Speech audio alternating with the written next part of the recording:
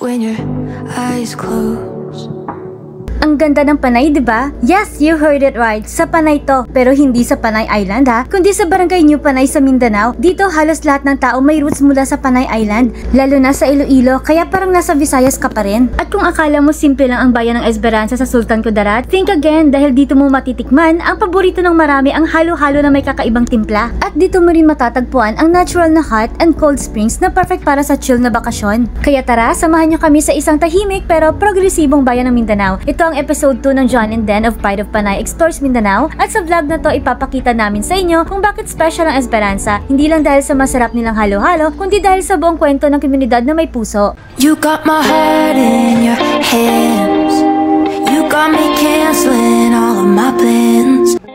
Hey guys! It's us again, John and Den, and today ipapakita namin sa inyo kung ano ang meron sa bayan ng Esperanza, Sultan Kudarat. Alam nyo ba na ang Esperanza ay isang first-class municipality? Ibig sabihin maayos ang ekonomiya, disiplinado ang mga tao, at kompleto ang serbisyo ng lokal na pamahalaan. Nag-tour kami sa loob ng kanilang munisipyo at wow, ang ganda! Malaki, malawak, maaliwalas, at modernong tingnan. Dito kami tumuloy sa bahay ni Chef JV sa Barangay New Panay. Sobrang bait ang pagtanggap nila sa amin, parang pamilya agad ang trato. At alam nyo ba, halos lahat ng mga taga rito ay may roots mula sa Panay Island, lalo na sa Iloilo, kaya nga New Panay ang pangalan ng barangay. Parang nasa Visayas ka pa rin, pero nasa puso ka na ng Mindanao. At hindi lang ito sa Barangay New Panay, kundi sa buong Esperanza, karamihan ng mga nagtatrabaho sa town hall ay may dugong Ilonggo, kaya Hiligaynon talaga ang salita ng karamihan dito. Kung taga Iloilo ka, malamang may kakilala ka rin dito, baka nga kamag-anak mo pa. At syempre hindi pwedeng hindi tikman ang halo-halo, siksik sa sangkap, iba-iba ang timpla ng bawat tindahan, pero pare-parehong busog sa sarap, creamy, malasa at hindi nakakaumay.